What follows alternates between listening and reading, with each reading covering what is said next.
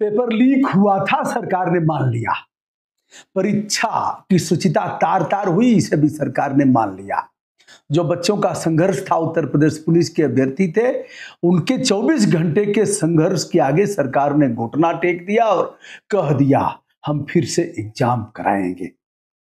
जांच एसटीएफ को सौंपी गई है और कहा जा रहा है कि इस पर कठोर कार्रवाई होगी, हम उनकी कमर तोड़ देंगे जिन लोगों ने भी ऐसा किया है। लगभग 300 के करीब साल्वर गैंग के सदस्य पकड़े गए हैं।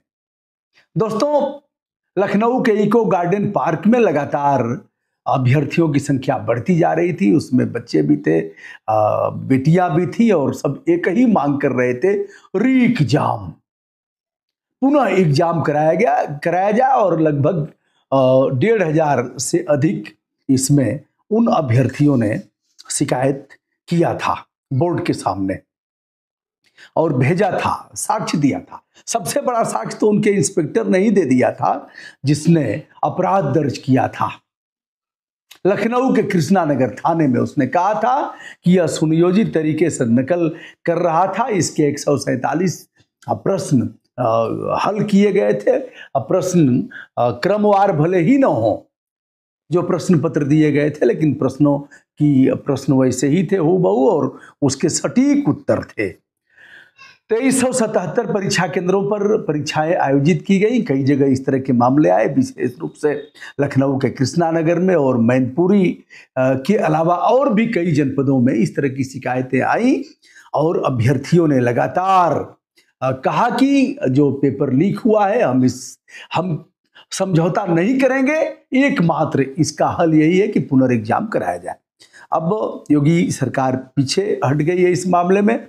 अभी कल तक रेणुका मिश्रा जो वरिष्ठ आईपीएस अफसर हैं, जो उत्तर प्रदेश पुलिस भर्ती एवं प्रोन्नति बोर्ड की अध्यक्ष है, उनके द्वारा यह कहा जा रहा था, अगर आज तक कल शाम के बाद उनका बयान आया था कि जांच की जा रही है और सत्यता पाए जाने पर बच्चों के हित में कार्रवाई की जाएगी। बच्चों के हित में मैडम काहे को कार्रवाई करेंगी? बच्चों के हित में कार्रवाई नहीं करना है, विधि सम्मत कार्रवाई करना है। हित और अहित की बात कहां से आ गई? विधि सम्मत करना है, कानून सम्मत कार्रवाई करना है। और कानून सम्मत कार्रवाई यही थी कि परीक्षा निरस्त किया जाए।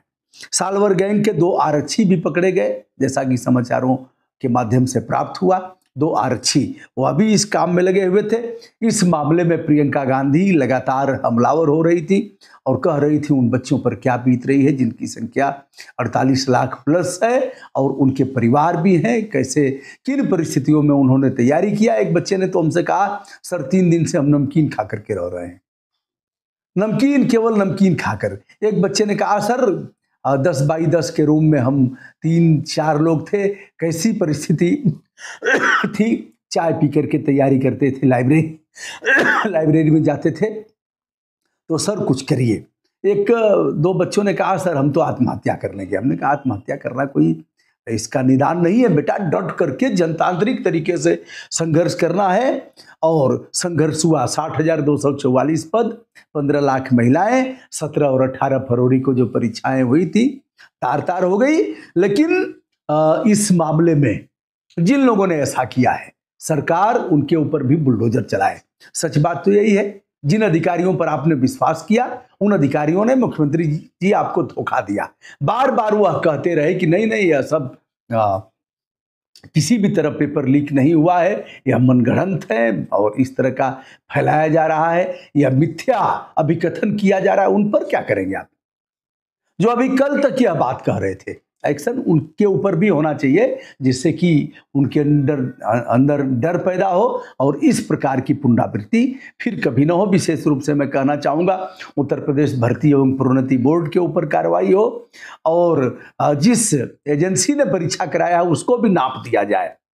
तो दोस्तों, यह रहा पूरा मामला, आप जानते ही हैं। बच्चों का इससे बच्चों की मांग पूरी हुई, लेकिन कहा गया है कि 6 महीने के अंदर। 6 महीना क्यों? अरे सब कुछ ठीक ठाक है, फार्म भरा गया है और सारी व्यवस्था करा दीजिए ना, 15-20 दिन में तो परीक्षा हो जाएगी। ये कोई बड़ा काम थोड़ी ही है। लेकिन अब 6 महीने का मतलब कि अब बीच में चौकीदार की भर्ती आएगी। चौकीदार हो जाइए, मैं भी चौकीदार हूँ। फिर बूथ पर डट जाइए, डटने के बाद फिर भर्ती का इंतजार करिए। एक बार फिर से लग जाइए। ऐसा ही है, अखिलेश यादव ने भी इस पर सीधे सीधे आड़े हाथों लिया था, राहुल गांधी ने भी लिया था, अमिताभ ठाकुर ने सबसे पहले इस मामले को उठाया था। तो यह रहा मामला, बच्चों की जीत है। मैं उनसे कहना चाहूँगा आगे भी आपको कानून हाथ में नहीं लेना है, जनतांत्रिक मूल्यों और आदर्शों तथा सिद्धांतों का पालन करते हुए गांधी बाबा जी ने जो रास्ता बताया है उस रास्ते का पालन करना है। यह वाक और अभिव्यक्ति की आज़ादी का अधिकार है, संविधान ने दिया है, कोई फोकट में हमको थोड़ा ही मिला है।